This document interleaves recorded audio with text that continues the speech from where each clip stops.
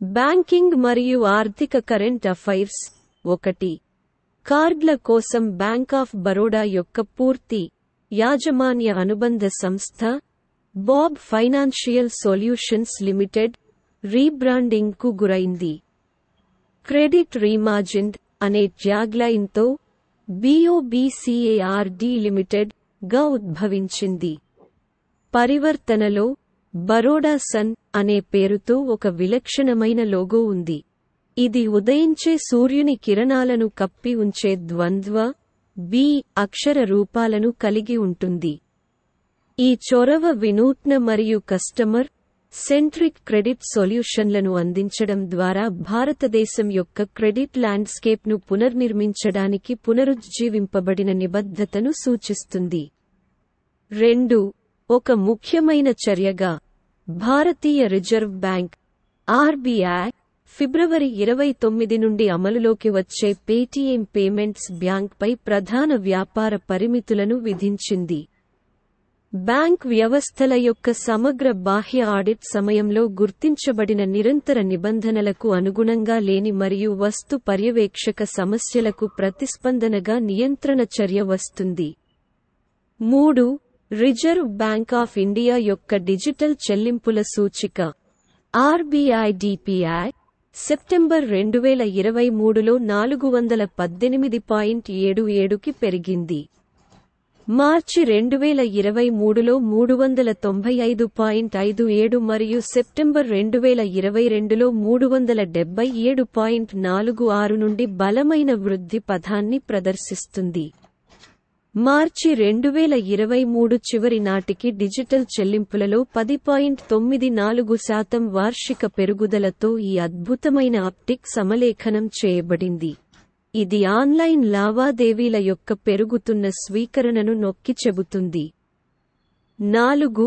వ్యూహాత్మక చర్యలో రాబోయే ఆర్థిక సంవత్సరానికి సావరిన్ గోల్డ్ బాండ్ల SGB జారీని గణనీయంగా పెంచాలని భారత ప్రభుత్వం నిర్ణయించింది. మార్చి 31, 2023తో ముగిసే ఆర్థిక సంవత్సరంలో 1,500 కోట్ల రూపాయలు నుండి 2024 నుండి 25 ఆర్థిక సంవత్సరంలో గణనీయమైన ఇండియన్ రూపీ 3,500 కోట్లకు అస్గ్బ్ల కేటాయింపు రెట్టింపు కంటే ఎక్కువ పెరిగింది. 5. ESAF స్మాల్ ఫైనాన్స్ బ్యాంక్ అధికారికంగా ఎడెల్వైస్ టోక్యో లైఫ్ ఇన్సూరెన్స్తో బ్యాంకాస్యూరెన్స్ భాగస్వామ్యంలోకి ప్రవేశించింది. ఈ సహకారం కస్టమర్ అవసరాలకు ప్రాధాన్యత ఇవ్వడం, వృద్ధి సంస్కృతిని పెంపొందించడం మరియు ఆర్థిక రంగంలో ఆవిష్కరణలను ప్రోత్సహించడం వంటి వాటి నిబద్ధతతో రెండు సంస్థలను సమం చేస్తుంది. 6. మే 19, 2023 నాటికి చెలామణిలో ఉన్న రూ. 2,000 కరెన్సీ నోట్లలో 97.50% విజయవంతంగా బ్యాంకింగ్ వ్యవస్థలోకి తిరిగి చేర్చబడ్డాయని భారతీయ రిజర్వ్ బ్యాంక్ RBI ఫిబ్రవరి 1న వెల్లడించింది. క్లీన్ నోట్ పాలసీలో భాగంగా అధిక విలువ కలిగిన బిల్లులను ఉపసంహరించుకోవాలని ప్రభుత్వం తీసుకున్న నిర్ణయాన్ని అనుసరించి ఈ పరిణామం చోటు చేసుకుంది. 7. జనవరి 1, 2024న RBI ప్రకటన చెలామణిలో ఉన్న రూ. 2,000 నోట్లలో 97.38% విజయవంతంగా తిరిగి వచ్చినట్లు వెల్లడించింది. బ్యాంక్ బ్రాంచ్లలో డిపాజిట్ మరియు మార్పిడికి గడువు అక్టోబర్ 7, 2023. ఇది శక్తివంతమైన రంగుల కరెన్సీకి ముగింపుని సూచిస్తుంది. 8. HDFC బ్యాంక్ మరియు దాని అనుబంధ కంపెనీలు 6 ప్రముఖ బ్యాంకుల్లో వాటాలను పొందేందుకు reserve bank of India RBI నుండి అనుమతి పొందాయి. జనవరి 5, 2024న స్వీకరించబడిన ఈ ఆమోదం ICICI bank, axis bank, IndusInd bank, yes bank, Bandhan bank మరియు సూర్యోదయ్ స్మాల్ ఫైనాన్స్ బ్యాంక్లలో 9.5% వరకు మొత్తం వాటాను పొందే అధికారాన్ని HDFC బ్యాంక్ మరియు దాని గ్రూప్ ఎంటిటీలకు మంజూరు చేస్తుంది. ఆమోదం ఫిబ్రవరి 4, 2025 వరకు చెల్లుబాటు అవుతుంది. డిసెంబర్ 18, 2023న గ్రూప్ యొక్క ప్రమోటర్ లేదా స్పాన్సర్గా బ్యాంక్ సమర్పించిన దరఖాస్తులను అనుసరిస్తుంది. 9. Reserve bank of India (RBI) ఇటీవల ఫిన్టెక్ సంస్థలైన జుస్పే మరియు డిసెంట్రోతో పాటు సాఫ్ట్వేర్ సర్వీస్ కంపెనీ జోహోతో పాటు చెల్లింపు అగ్రిగేటర్లుగా పనిచేయడానికి తుది అధికారాన్ని మంజూరు చేసింది. రెగ్యులేటర్ నిర్దేశించిన కఠినమైన ప్రమాణాల నేపథ్యంలో ఈ ఆమోదం వస్తుంది మరియు చెల్లింపుల అగ్రిగేటర్ ల్యాండ్స్కేప్లో ఇతర ప్రముఖ ఆటగాళ్లతో పాటు ఈ ఎంటిటీలను ఉంచుతుంది. 10. పేలవమైన లేదా పరిమిత ఇంటర్నెట్ కనెక్టివిటీ ఉన్న ప్రాంతాల్లో చెల్లింపులను సులభతరం చేసేందుకు ఈ రూపాయి లావాదేవీల కోసం ఆఫ్లైన్ కార్యాచరణను ప్రవేశపెట్టినట్లు భారతీయ రిజర్వ్ బ్యాంక్ (RBI) ప్రకటించింది. Central bank digital currency (CBDC) pilot project యొక్క యాక్సెసిబిలిటీ మరియు వినియోగాన్ని మెరుగుపరచడం ఈ చర్య లక్ష్యం. 11. మీ కస్టమర్ను తెలుసుకోండి. KYC సమ్మతిపై ఆందోళనలను ఉటంకిస్తూ వ్యాపారాల ద్వారా కార్డ్ ఆధారిత వాణిజ్య చెల్లింపులను నిలిపివేయాలని భారతీయ రిజర్వ్ బ్యాంక్ (RBI) వీసా మరియు మాస్టర్ కార్డ్లను ఆదేశించింది. రెగ్యులేటరీ నిబంధనలకు కట్టుబడి ఉండేలా దృష్టి సారించి చిన్న మరియు పెద్ద సంస్థలు చేసే లావాదేవీలకు ఈ ఆదేశం విస్తరించింది. 12. Life insurance corporation of India (LIC) SBI cards మరియు పేమెంట్స్ సర్వీసెస్ లిమిటెడ్లో తన వాటాను ఓపెన్ మార్కెట్ కొనుగోళ్ల ద్వారా చెల్లించిన మూలధనంలో 4.99% నుండి 5.02%కి పెంచుకుంది. ఈ కొనుగోలు ఫిబ్రవరి 9, 2024న పూర్తయింది. బ్యాంకింగేతర ఆర్థిక సంస్థలో LIC యాజమాన్యం పెరిగినట్లు సూచిస్తుంది. 13. సౌత్ ఇండియన్ బ్యాంక్ 19వ వార్షిక బ్యాంకింగ్ టెక్నాలజీ కాన్ఫరెన్స్ ఎక్స్పో మరియు అనులేఖనాలలో best technology bank of the year అవార్డును గెలుచుకుంది. 3 విజయాలు, 1 రన్నరప్ స్థానం మరియు 2 ప్రత్యేక ప్రస్తావనలతో సహా మొత్తం 6 ప్రతిష్టాత్మక అవార్డులతో బ్యాంక్ యొక్క విశేషమైన విజయాలు గుర్తించబడ్డాయి.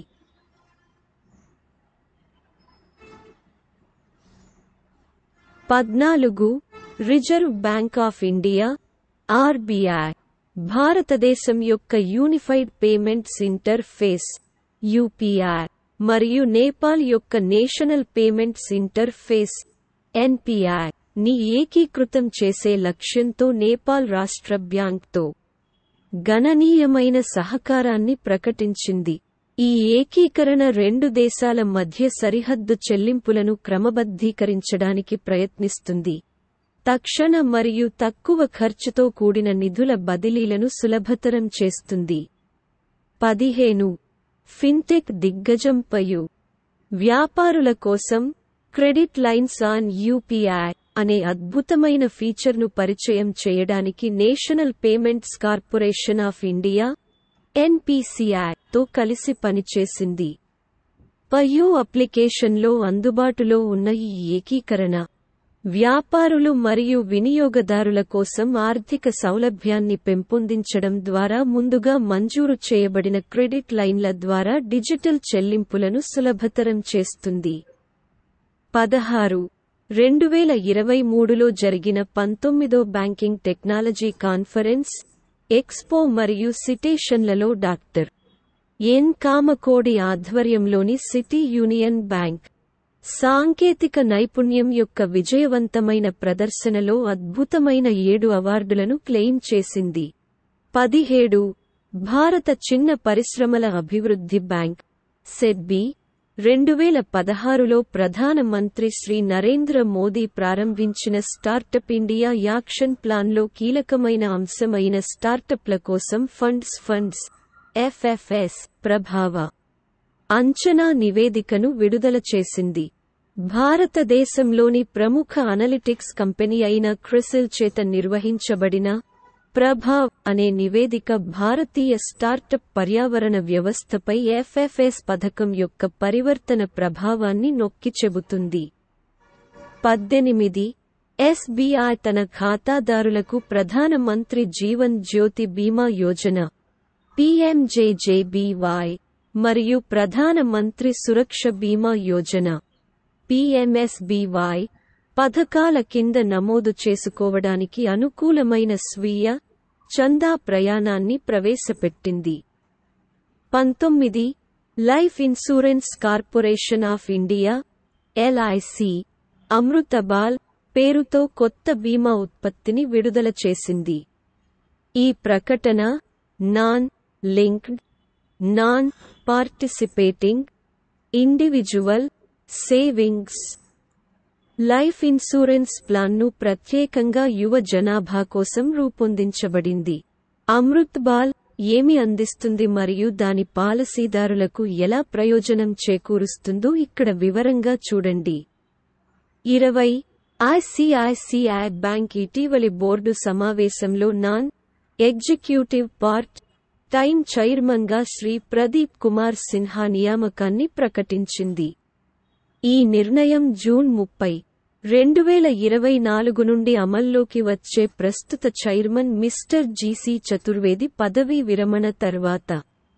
21 భారతీయ రిజర్వ్ బ్యాంక్ ఆర్బీఐ ఇటీవల విడుదల చేసిన డేటా ప్రకారం జనవరి 2024లో భారతదేశం యొక్క బాహ్య విదేశీ ప్రత్యక్ష పెట్టుబడుల ఎఫ్డిఐ కట్టుబాట్లు సంవత్సరానికి 25.7% పెరిగి అర్ధరాత్రి 2:09 బిలియన్లకు చేరుకున్నాయి. అయినప్పటికీ డిసెంబర్ 2023 గణాంకాల నుండి వరుసగా క్షీణత ఉంది. 22 ప్రస్తుత ఆర్థిక సంవత్సరం మొదటి 9 నెలల్లో 44,300 కోట్ల రూపాయల నికర లాభంతో హెచ్డిఎఫ్సి బ్యాంక్ అత్యంత లాభదాయకమైన కంపెనీగా అవతరించింది. State bank of India SBI మరియు ఇండియన్ ఆయిల్ కార్పొరేషన్ ఐఓసి వరుసగా 40,378 కోట్ల రూపాయలు మరియు 34,781 కోట్ల రూపాయల లాభాలను నివేదించాయి. 23 భారతదేశంలోని Gujarat international finance tech city gift లో ఫిన్టెక్ విద్య, పరిశోధన మరియు ఆవిష్కరణలను ప్రోత్సహించే లక్ష్యంతో Asia development bank ADB $23 million రుణాన్ని మంజూరు చేసింది. గిఫ్ట్ ప్రభుత్వ యాజమాన్యంలోని సంస్థ. భారతదేశంలో ఫిన్టెక్ పర్యావరణ వ్యవస్థలు మరియు ఆర్థిక సేవలను పెంపొందించడానికి కేంద్రంగా పనిచేస్తుంది. ఇది దేశం యొక్క ప్రధాన అంతర్జాతీయ ఆర్థిక సేవల కేంద్రం. 24 ఇటీవలి నివేదికలో బ్యాంక్ ఆఫ్ బరోడా 2024 నుండి 25 ఆర్థిక సంవత్సరాలకు భారతదేశ జీడీపీ వృద్ధిని అంచనా వేసింది. సుమారుగా 6.75 నుండి 6.8%, FY24 కోసం అంచనా వేసిన 6.8% వృద్ధి రేటుతో పాటు రంగాల పనితీరు మరియు ఆర్థిక సూచికలపై అంతర్దృష్టులు. 25 హెచ్డిఎఫ్సి బ్యాంక్ తన విద్యా రుణ అనుబంధ సంస్థ అయిన హెచ్డిఎఫ్సి క్రెడిలాలో 90% వాటాను ఉపసంహరించుకోవడానికి భారతీయ రిజర్వ్ బ్యాంక్ ఆర్బీఐ నుండి ఆమోదం పొందింది. ఏప్రిల్ 2023లో హెచ్డిఎఫ్సి బ్యాంక్ విలీనం తర్వాత 2 ఏళ్లలో క్రెడిలాలో తన వాటాను 10% కంటే తక్కువకు తగ్గించుకోవాలని హెచ్డిఎఫ్సికి ఆర్బీఐ ఆదేశాన్ని అనుసరించి ఈ నిర్ణయం తీసుకుంది. 26 భారతీయ రిజర్వ్ బ్యాంక్ ఆర్బీఐ ఫిబ్రవరి 26 నుండి మార్చి 1, 2024 వరకు నిర్వహించబడిన వారి వార్షిక ఆర్థిక అక్షరాస్యత వారం FLW ప్రచారం ద్వారా యువకులలో ఆర్థిక అక్షరాస్యతను ప్రోత్సహిస్తోంది. ఈ సంవత్సరం థీమ్ సరియైన ప్రారంభం. ఆర్థికంగా స్మార్ట్గా అవ్వండి. పొదుపు మరియు పవర్ ఆఫ్ కాంపౌండింగ్. విద్యార్థుల కోసం బ్యాంకింగ్ ఎసెన్షియల్స్ మరియు డిజిటల్ మరియు సైబర్ హైజీన్ అనే అంశాలకు ప్రాధాన్యతనిస్తూ, ఇది జాతీయ వ్యూహం యొక్క మొత్తం వ్యూహాత్మక లక్ష్యాలకు అనుగుణంగా ఉంటుంది. ఆర్థిక విద్య కోసం 2020-2025-27 ప్రముఖ ఫిన్టెక్ కంపెనీ అయిన ద్వారా మనీ, జన స్మాల్ ఫైనాన్స్ బ్యాంక్ లిమిటెడ్, జన ఎస్ఎఫ్బి తో వ్యూహాత్మక భాగస్వామ్యాన్ని ప్రకటించింది.